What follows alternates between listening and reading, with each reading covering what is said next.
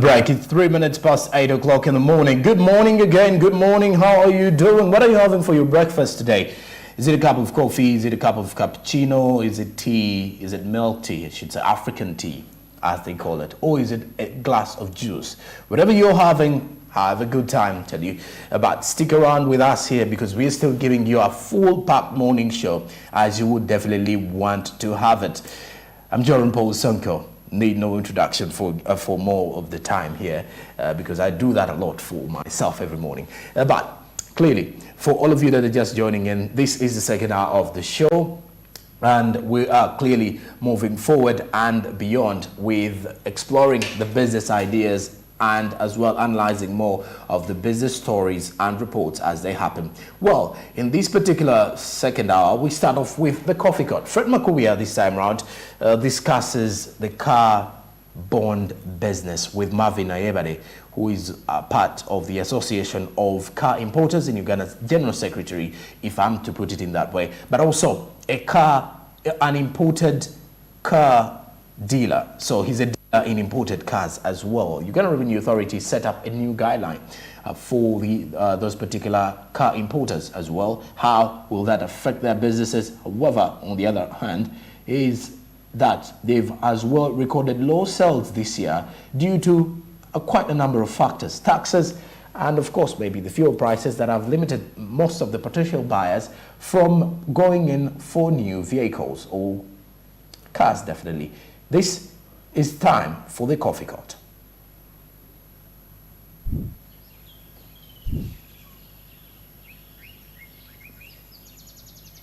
In the struggle of the business community, the car dealers, of course, would be nowhere, according to the dialogue made by Kampala City Traders Association.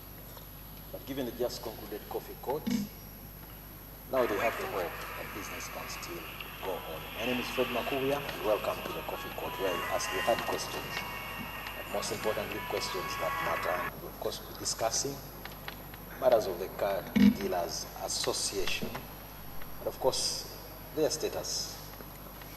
That and more will be discussed by Mr. Ayebale Marvin. He's the publicity secretary when it comes to the Car Dealers Association. Mr. Marvin, it's a pleasure and thank you for joining us on this coffee court. Fred, we should have more coffee more often. Thank you so much. I really like your coffee here. It's, I like the idea, I like the concept. To the viewership, thank you very much for joining us. I really hope, Fred, that I will be sufficient to answer all questions and concerns that may be raised. Let's begin with what the commissioner said. There's now hope that business can go on for 2 years. What is your take and what's the significance of this? Well, Fred, allow me to correct you. First of all, it's not for 2 years. The proposal that URA drew up and shared with us on, actually notified us on the 1st of April, was to the effect that motor vehicles 5 years and above from the date of manufacture would have to pay taxes at the port of Mombasa or Dar es Salaam. Okay. Well, let's just say in summary, the port of entry. Okay. So technically what that meant is that, first of all, the car age limit importation, and this is especially to our viewership, the importation age limit for motor vehicles still stands. The law of Uganda stipulates 15 years and below. So you can bring in a 15-year-old car, a 14-year-old car, 13, all the way down to 0. Now that was not affected. All URA was saying that is that all vehicles above 8 years should start to clear the taxes in Mombasa. That's true. Typically what is happening and what is still continuing to happen is that a lot of us in the car business benefit from the bonded warehousing system. Okay? Under the ECMA, which is the East Africa Customs Management Act, it provides for the SCT, which is a single customs territory, but it also provides for warehousing as a form of, as one of the methods of goods storage before taxes collected. And that's why you see we have what we popularly call car bonds here, or locally I think they call them bibanda vya motoka. Yes. So in our traditional methodology of work, When the cars come from Japan, Dubai, the US, Thailand, Singapore, the US, they dock in either Dar es Salaam and Mombasa, and then we transfer them to car bonds within the country. At this point, we have about, if I remember quite correctly, about 87 used car bonds. These are 87 businesses in different parts of the country. And it's no longer Kampala as used to be. We now have Masaka, Mbarara, Gulu, Kampala, Jinja, Mbale. There are car bonds in all these areas. So these vehicles leave the port without paying taxes, Sure. and they come to the bonded warehouses where they stay until we find buyers for these vehicles. Are we still together, Fred? We are together. Now, what URA was now saying is that no, guys, for vehicles above 8 years, so that's from 15, 14, 13, 12, 11, 10, 9. Anything above 8 years should now clear taxes where? In Mombasa, and not come to the bonded warehouses in Kampala. Was that logical? I'm coming to that. I'm coming to that. So the essence, what I wanted us to first understand, most importantly our viewership, is that the age limitation is governed by law, and the law was not touched by URA's pronouncement. All they were saying is that there is a change in policy. There is a change in administration of tax registration or tax collection in motor vehicle sector. What happened? Of course, which goes to your question. Technically, what that meant for us, the car dealers, or anybody importing a car, is that now, Fred, if let's say, for example, you're a car importer and you bring in 10 cars a month for sale, that now meant you will have to have on top of the capital. Let's say you buy 10 cars and each car you're buying it at $5,000. That means you must have a capital of $50,000. True. To bring these cars up to the bond before you sell them. That's true. Now, for quick computation, I always tell people that the tax value for a vehicle is usually about 100% of the CIF Mombasa cost.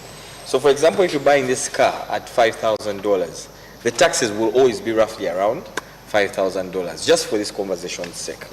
So instead of now Fred bringing 10 cars at $5,000 each, which is $50,000, URA was putting us in a position where instead of having $50,000 capital, now you have to have $100,000.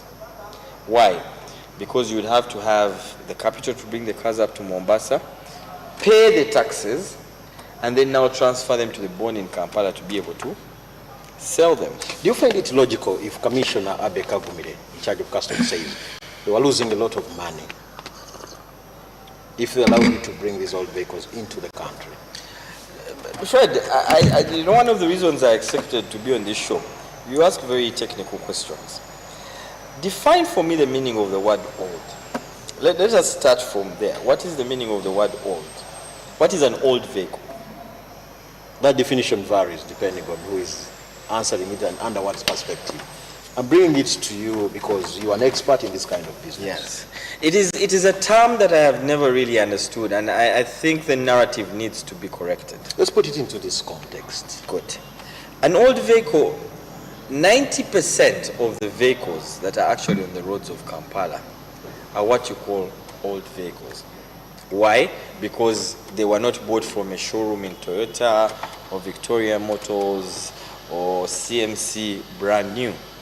But even if you went to Google and asked for what an old vehicle is, there's no definition of an old vehicle. Why?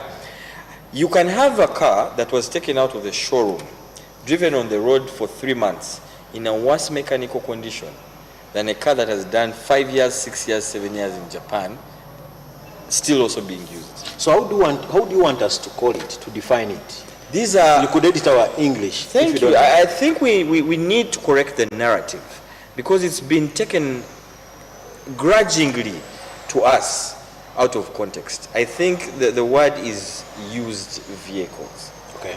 You know? Used, not old, but used. Now that we seem to be in agreement. Yes, Fred. The extension has been done.